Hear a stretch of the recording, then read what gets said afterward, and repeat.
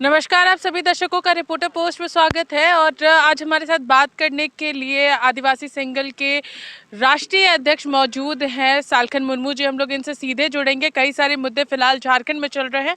एक तरफ जहां मरांग मुरुंग का मामला चल रहा है, तो वहीं दूसरी ओर रामगढ़ उपचुनाव जो है वो नज़दीक आ चुके हैं। तो तमाम चीज़ों पर हम चर्चा करेंगे। हम सीधे इनसे जुड़ते हैं। सबसे पहले हम रामगढ़ बाई इलेक्शन को लेकर के इनसे बात करते हैं। रामगढ़ बाई इलेक्शन, एनडीए ने अपने प्रत्याशी यहाँ पर नॉमिनेशन कर दिए, यूपीए ने कर दिया और स्टूडेंट्स ने भी यहाँ पर नॉमिनेशन किया है। उनका कहना है कि सरकार हमें नियोजन नीति नहीं दे पा रही, नियोजन नीति रद्द हो गया, तो इसलिए अब हम लोग भी पर्चा भरेंगे और कहीं ना कहीं अब युवाओं का यहाँ पर राज होगा। देखिए, चुनाव के विषय में हम ज़्यादा कुछ नहीं कहेंगे।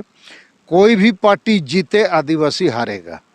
और नौजवानों को चुनाव से कोई समाधान नहीं निकलेगा। समाधान हमारे पास है, प्रखंडवार नियोजन नीति। इसको लागू करने से झारखंड में जो लंबित नियोजन है, इसका समाधान निकलेगा। हमारा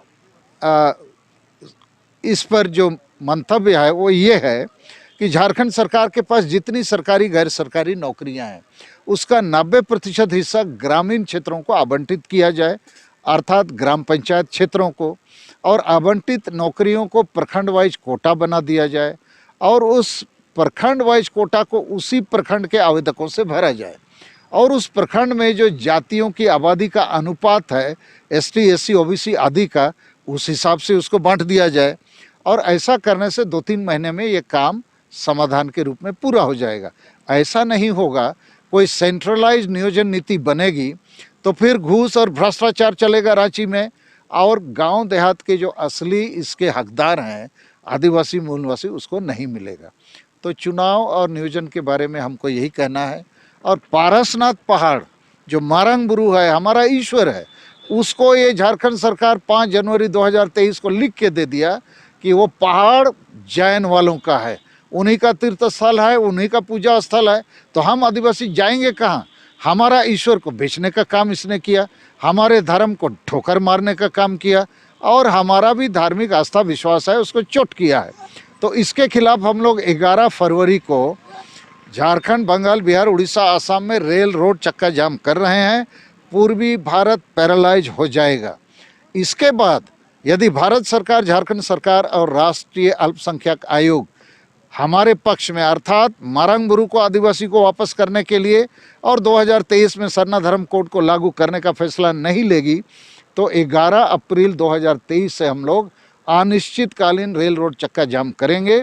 और 30 जून हूल दिवस होता है, मतलब आदिवासी संतालों का जो विद्रोह अंग्रेजों के साथ हुआ था, उस दिन को यहाँ मोराबादी मैदान में हम लोग कई लाख लोग जुटेंगे आदिवासी, और पूरा आंदोलन जैसे अंग्रेजों के खिलाफ हम लोगों ने किया था, ऐसा यहाँ भी करेंगे। सालखन जी, लगातार आप जिस तरीके से सरना धर्म कोड को लेकर के बोल रहे हैं, नियोजन नीति को लेकर के बोल रहे हैं, मरांग मुरुंग पहाड़ को लेकर के बोल रहे हैं, तमाम चीज़ों को लेकर के बोल रहे हैं, यहाँ पर बंधु तिर्की ने कहा है कि आप सिर्फ आपके जो राजनीतिक जो जीवन समाप्त हो रहे थे उसको बनाए रखने के लिए आप ये सारे आंदोलन कर रहे हैं, आदिवासियों का हित नहीं सोच रहे, क्योंकि आप भी बाहर से आए हैं, झारखंड के नहीं हैं। बंधु तिर्की का ये स्टेटमेंट गलत है। हम झारखंडी हैं, हमारे पास खतियान है, तो इससे ज़्यादा हम क्या कह सकते हैं। दूसरी बात, हम ही एक नेता हैं शायद जो आदिवासी मुद्दों की बात करते हैं। हम 20 साल से एमएलए, एमपी, मंत्री, मुख्यमंत्री नहीं हैं, लेकिन लगातार सीएनटी, एसपीटी कानून, सरना धर्म कोड, आदिवासी भाषा, विस्थापन पलायन आदि पर काम करते हैं। और हमको अभी एमएलए, एमपी बनने का कोई शौक नहीं है। लेकिन जितनी पार्टियां हैं यहाँ, चाहे बंधु तिर्की की कांग्रेस पार्टी हो या बीजेपी पार्टी हो या जेएमएम हो या आजसू हो, किसी के पास आदिवासी एजेंडा नहीं है। और इसीलिए मारंग बुरू बचाने की बात कोई नहीं करता है, सरना धर्म कोड बचाने की बात कोई नहीं करता है, सीएनटी, एसपीटी कानून बचाने की बात कोई नहीं करता है, और झारखंड में 5वीं अनुसूची पेशा कानून लागू करो, इसकी भी बात कोई नहीं करता है।